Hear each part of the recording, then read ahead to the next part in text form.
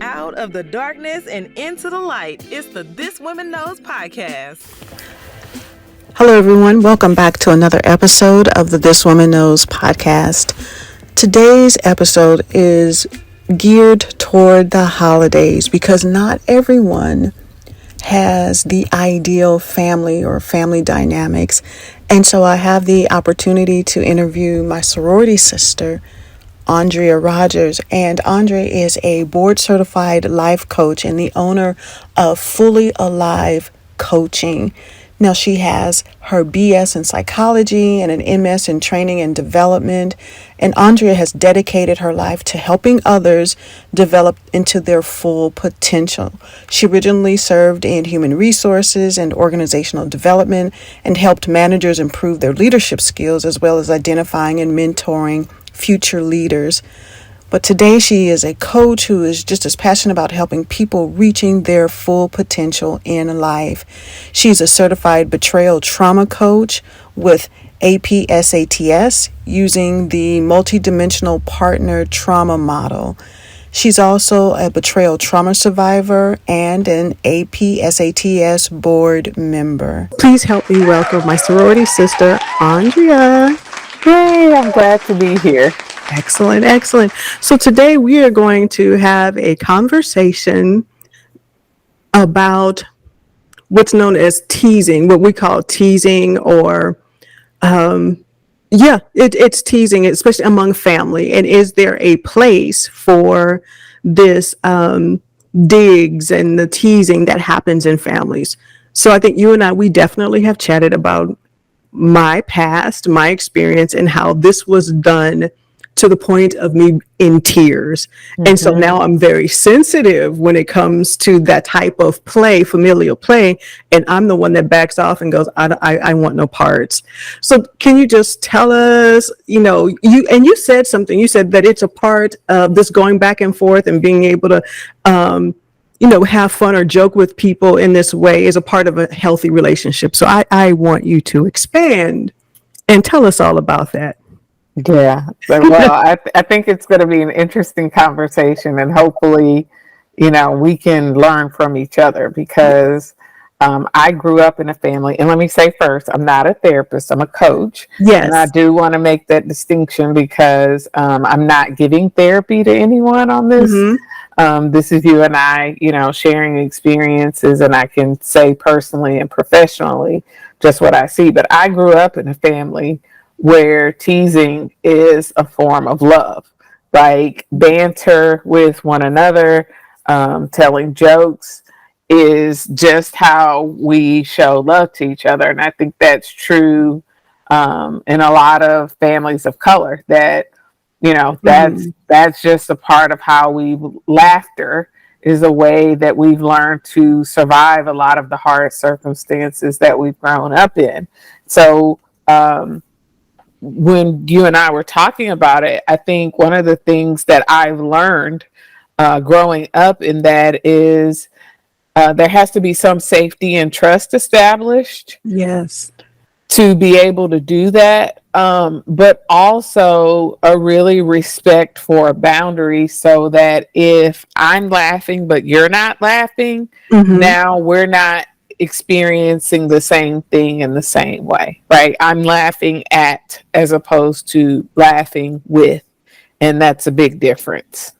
So how does that happen when you have children involved? If you have adults teasing children, mm-hmm. and is that ever okay in your, from what you've seen and what you know and what you've experienced? I think with children, we have to be so careful because children naturally don't know that they can have boundaries. So when an adult is doing something to hurt or harm a child may not feel strong enough in their voice to say so. Mm-hmm. And so, that's kind of a sticky situation. But I think that it comes from, like I said, it's just a way that as people, we've learned how to cope or not be able to have hard conversations, or to really see other people in front of us. So like I said, and I'll give you an example, like I was teasing my son about something and I could see he wasn't laughing. And I was like, oh, is that something that, and he said, yeah, I don't think that's funny. And I had to say, oh, okay, I'm sorry about that, and to recognize, like I said, that I was being lighthearted about it, but it meant something more to him. Now, some people use teasing passive aggressively, right? They make a joke as a way to say something hard that they don't feel comfortable saying. And that's when you get into some of those unhealthy dynamics where it's no longer done in fun or funny, but that it's harmful to the person. I love the example that you just gave of your son, how you read the verbal cues because he didn't say it audibly. It was just a verbal cue. And so you were astute enough to catch the verbal clue, have a conversation, and then back off. Unfortunately, some adults don't catch verbal clues, don't care about. Nonverbal. I think you mean nonverbal. Yeah. Don't catch the nonverbal clues and just continue with the banter. What should we do? I mean, especially if it is a kiddo. So, but now that nowadays kiddos are expressing, some of them are expressing, their feelings. But what do you do in those instances? Yeah, so this is where it's tough because kids, no is one of the first words they learn. And no is a boundary, right? They're saying, hey, this is the line, don't cross the line. But if you are with an adult that hasn't done their own work to be emotionally available or emotionally mature for their child, right? Or if you grew up with you respect your elders at all costs, a child saying no can come across as disrespectful. So if those factors are there, it's going to be really hard for a child to say, hey, when you do that, that hurts my feelings, because it's going to fall on deaf ears. Yeah. And so, it's not until they get older and go to therapy or come see me as a coach, that they're expressing, hey, I didn't feel seen, I didn't feel heard.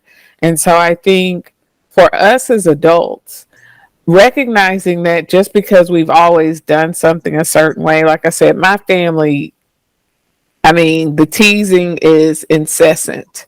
And it wasn't until I got older that I realized I didn't like some of it. I laughed because everybody was laughing. But once I started to develop my own sense of self, it was like, I don't like that, or that's not funny. So like I said, my uncle passed and he was a huge teaser. But I used to tell him, hey, remember, I learned from the best. So don't start something you can't finish. And he would tease a lot, but he didn't like being teased. So just that simple phrase was enough to level set the conversation. He didn't really tease, not about anything serious. We would just do lighthearted teasing. Like I said, I teased him and said, hey, if you wanted attention, all you had to do was say so. He was declining in health. And so it just was a way to make him laugh. But now, see, I see that as just lighthearted. That's lighthearted, and that can be appreciated. So let's talk about then the adult relationships where the teasing happens and boundaries aren't respected. And sometimes, the majority of the times, it's family that does the teasing and doesn't respect boundaries. And so I know that I've had to separate myself or, distance myself just because I don't appreciate teasing. And I think you said something very important at the beginning. It's like where there are, where trust is, that can be done in a safe space. If I don't trust these people, and it's a no, I don't trust you. You haven't earned my trust. And I think that's very important. So how would you coach someone through that if they're The holidays are coming, Coach Andrea. The holidays are coming. They're right around the corner. We have a sorority sister who loves Christmas. And, if circumstances would have been different, she would have been counting down, already counting down and had stuff decorated. How would you admonish someone if they don't like the teasing? They've got a family, that may be similar to yours. That's just what they do. And I've got another question. I just thought of it. How would you advise them? Yeah, I think that we each have to take responsibility for ourselves, right? So if the whole group is teasing and I'm the one that doesn't like it, then do I expect the whole group to change their dynamic for me? Maybe it depends on the group. If they're safe people, I should be able to say, "Hey guys, I know y'all like to do that with each other, but please don't do that with me." But for most of our families, like I said, how many people have been to therapy or done the work or become self-aware of how their actions impact other people, especially something if it's a pattern that we've always been doing? Well, not most people. And so this is where, in me taking responsibility for myself, I decide what type of access these people have to me. So as an adult, I can go for a few minutes and then leave if the teasing starts. I can bring a friend with me that maybe my family's on a different type of behavior if company is around. I can go at the very end when I know the majority of the teasers are gone and it's only a few people there. Or if there are safe people, like let's say you're going to see your mom and dad, but all your extended aunts and uncles come, call mom and dad and say, I really want to come, but I really don't like the teasing that Uncle so-and-so does. So I'm going to come hang out with you guys before everybody gets there. And then, once they start, or if the drinking starts, or whatever the trigger is for the teasing, then I'm going to give you guys a code word. I'm saying, I got to go do that, whatever, and that way you take care of yourself, because the only thing we have control over is ourselves, right? If I'm driving down the street and another car keeps coming into my lane, I can honk my horn, I can flash my lights, I can slow down.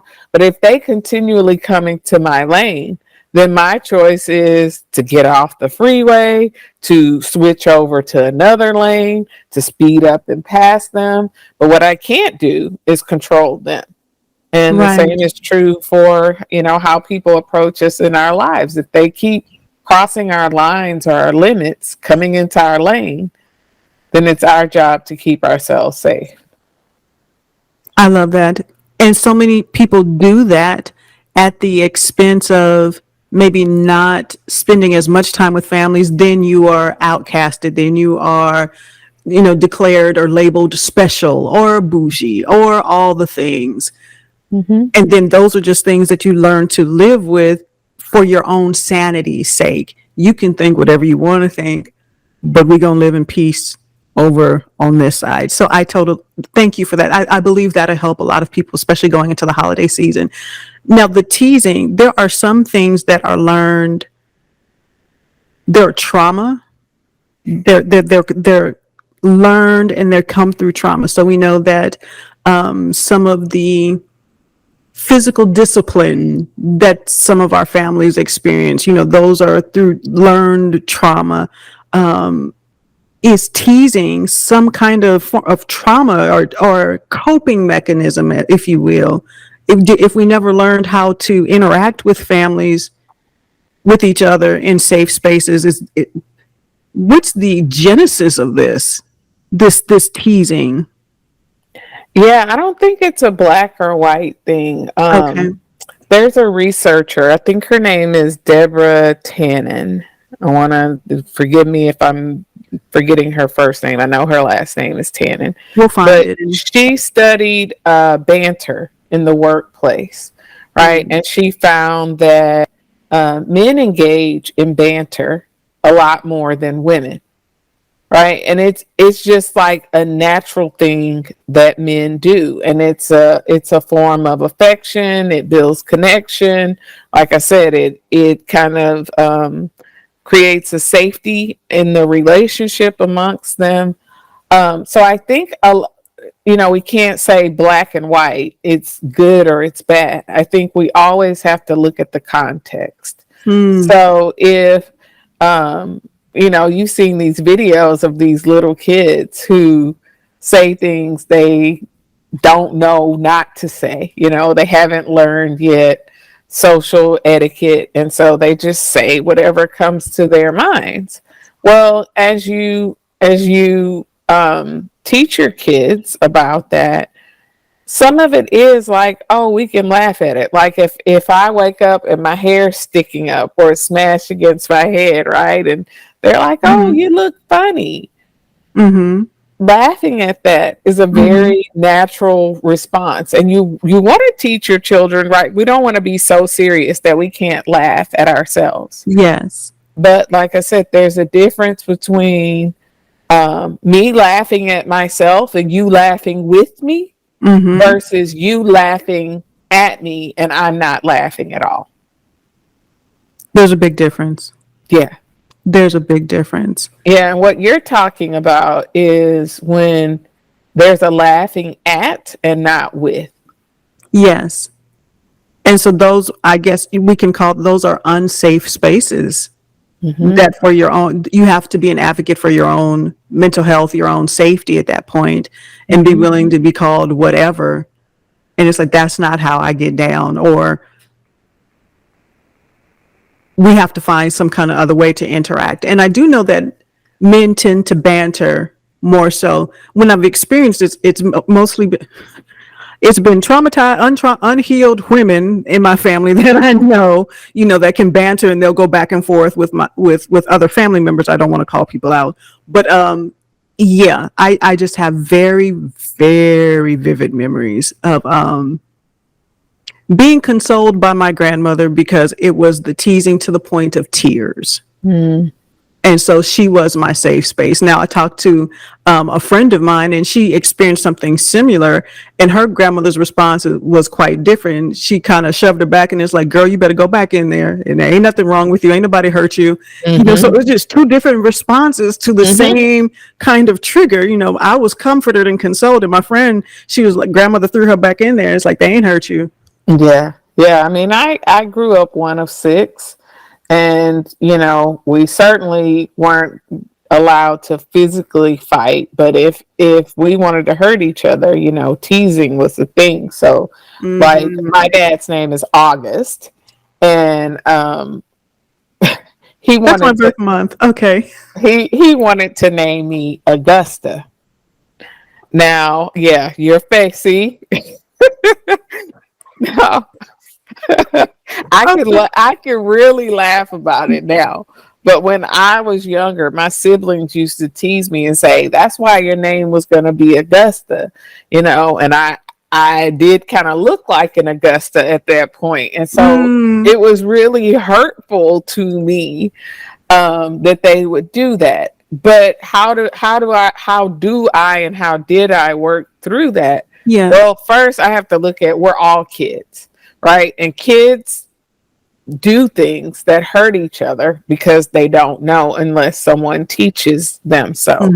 And so, we were all kids, but also recognizing that I'm a sensitive person.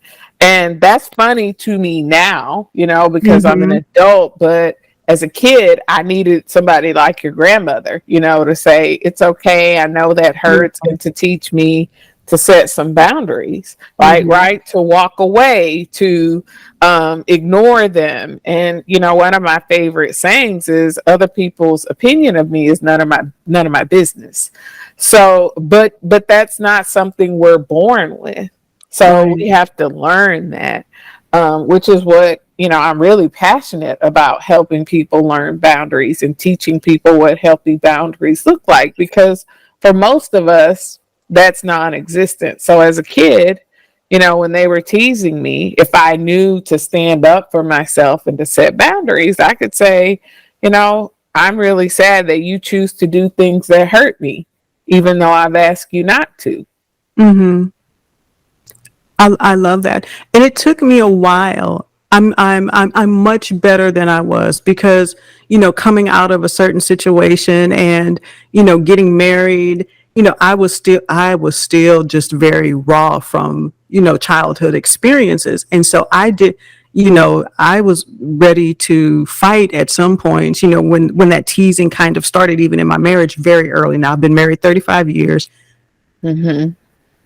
We're good, so it was like we can banter with each other because I know he's my safe space and I know that man would do anything for me, and he's, you know, proven his love time and time again. And so we can banter to an extent, and it's like, okay, we're going, that's enough, that's enough. And it's respected, but and I noticed that it just happens kind of like naturally. It's like you kind of like poke fun, and Mm-hmm. when we can laugh at ourselves. One of the things that the banter that my husband and I, we go back and forth, and I ask him, it's like, why are you the way you are? And he was like, I'm not the way I am. We just Yeah, right. Yeah. I mean, after 35 years, if you're not laughing, then you're dying. Yeah. right, right.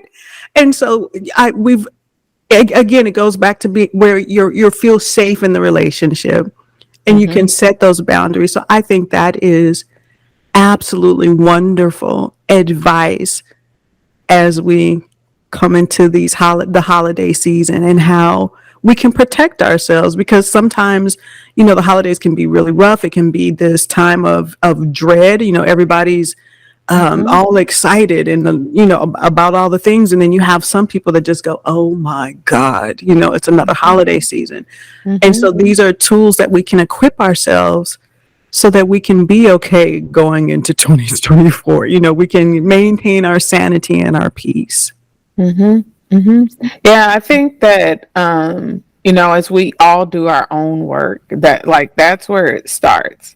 That I have to ask myself, what about that bothers me? Why does it bother me? Yeah. Is that bothering coming from some unhealed trauma that I need to Mm-hmm. work on myself? Mm-hmm. Or is that bothering coming from that I'm projecting maybe some Yeah. malice onto this person that's really not there? So first it starts with me just being aware of myself and Mm-hmm. knowing, what's happening to my insides. But if I've done the self-examination and I'm like, no, I've worked through this in therapy, I just Yeah. really don't like the way this person, and especially if it's a pattern, right? They have a pattern of doing that to people in a way that's harmful. Well, then I have to decide how much energy I want to put into informing that person.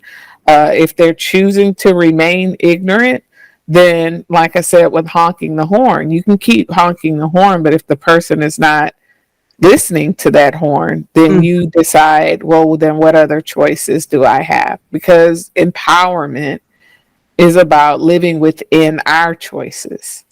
Anytime I try to control someone else, I'm disempowering myself because I have no control over their choices. Very true. And so then that kind of leads us into this conversation where you see, especially millennials, especially Gen Z, where they're cutting off, where you have this estrangement thing that's happening in families because kiddos don't feel safe. And you have parents who are going, what happened?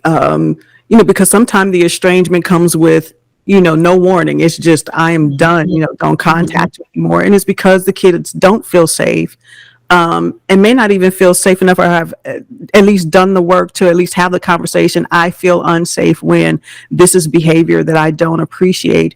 And then you have parents who go, well, this is what I know. It's not done with any ill intent. It's just the way I was brought up. It's no big deal. And so now you have this chasm, and nobody's hearing each other because you have somebody saying, well, this is what we've always done, and it's not ill intention. And you have somebody else over going here who's like, I can't take it.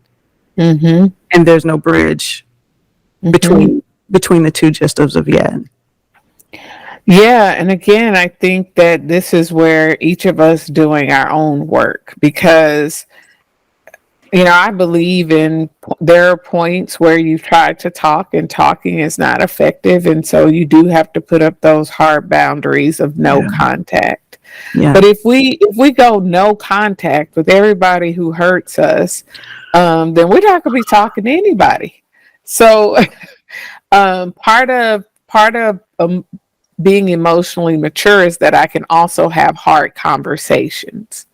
And I think that that's where many people are lacking, is the inability to step into those hard, complex, Mm. nuanced conversations. Right? It's just easier for me to say, "Oh, I'm protecting my mental health," and to ghost you, versus understanding like what triggers me about speaking my truth, and my fear of rejection or abandonment that comes up if I don't feel heard, or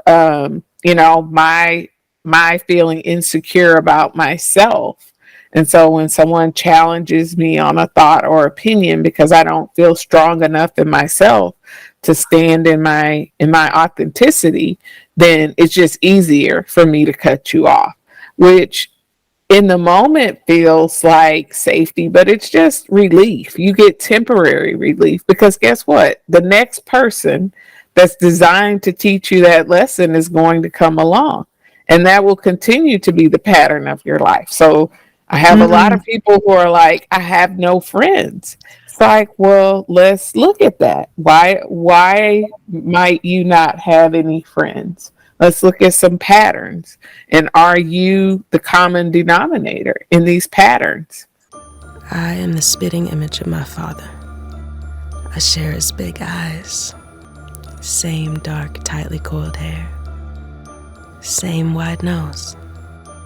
I am his daughter, and I loved him. And some days, Miss Williams, your father was admitted to ICU last night. Miss Williams? Miss Williams, are you there? that's a heavy cross to bear.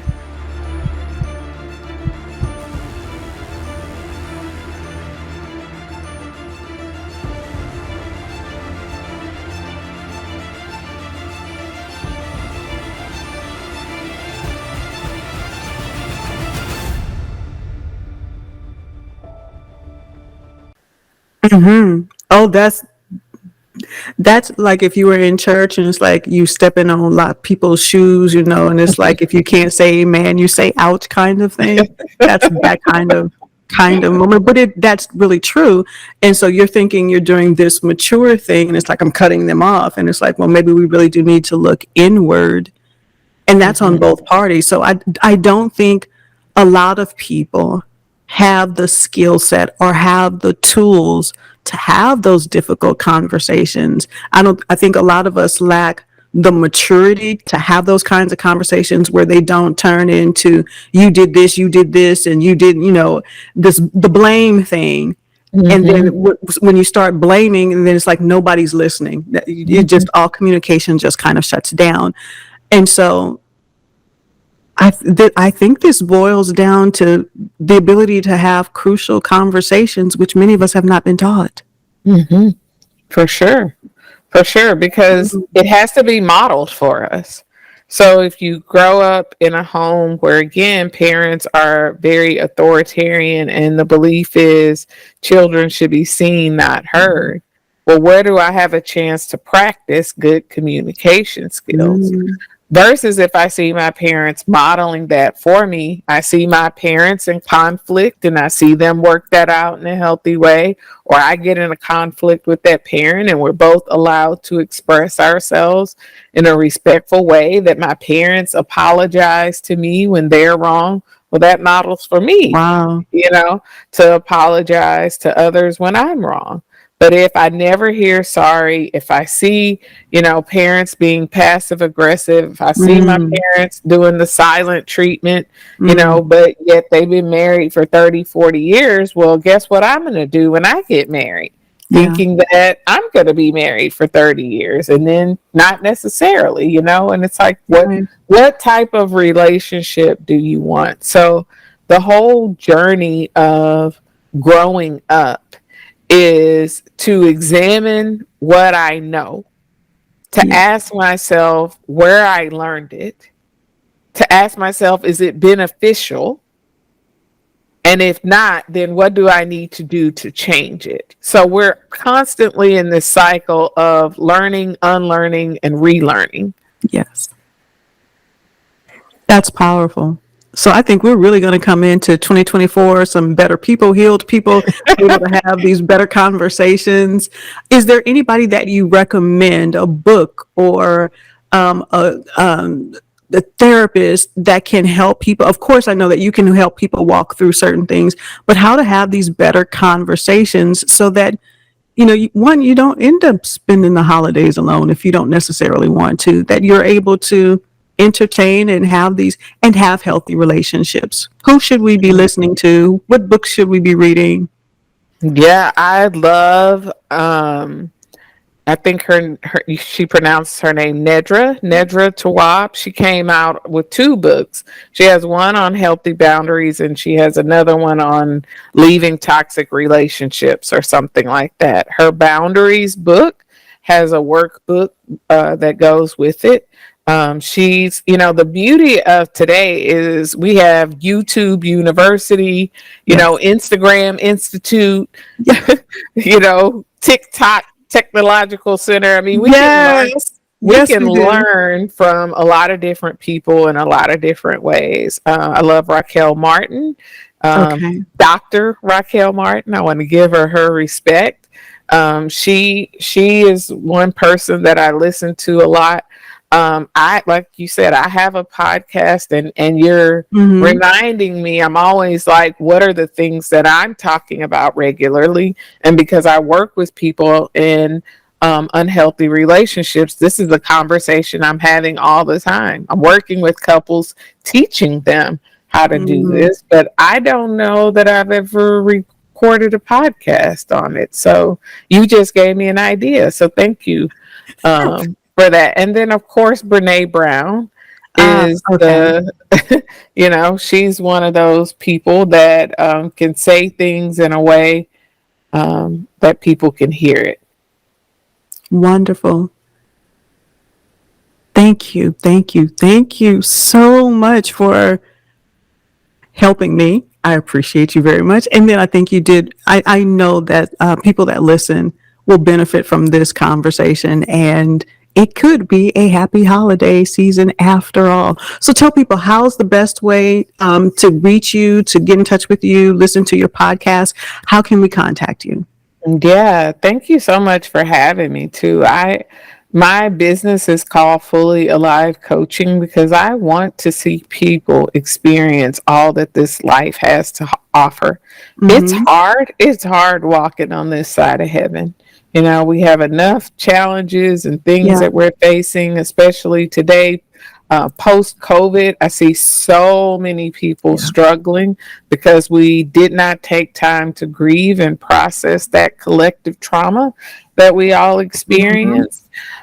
So if you're listening and you're like, oh, that's easier said than done, I want to tell you that it's not. Like, there's a step by step process that you can go through, and you deserve to have healthy relationships.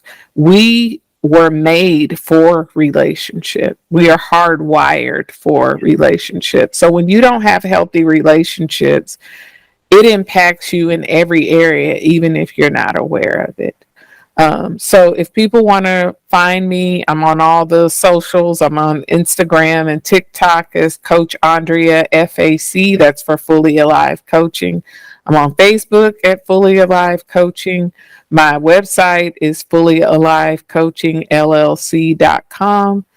People can email me at coachandreafac@gmail.com. But my desire, like when I leave this earth, I want Mm-hmm. people who have encountered me or spent time with me to realize that a seed was deposited, something that, allowed them to grow into a truer, more authentic, healed version of themselves. Andrea, thank you so much. Everybody, please go find Coach Andrea. Find her on her website, connect with her in all the spaces. Get healed this holiday season. I think that would be the best gift under any tree, is to at least start their own healing journey. If you haven't already, have those crucial conversations so that you can have a great holiday season. All right, everybody, that is another episode of the This Woman Knows podcast. I hope you join us again next time. Thank you for listening to another episode of This Woman Knows podcast. For show notes, blog posts, guest booking information, and sponsorship opportunities, visit us online at www.thiswomanknows.com today.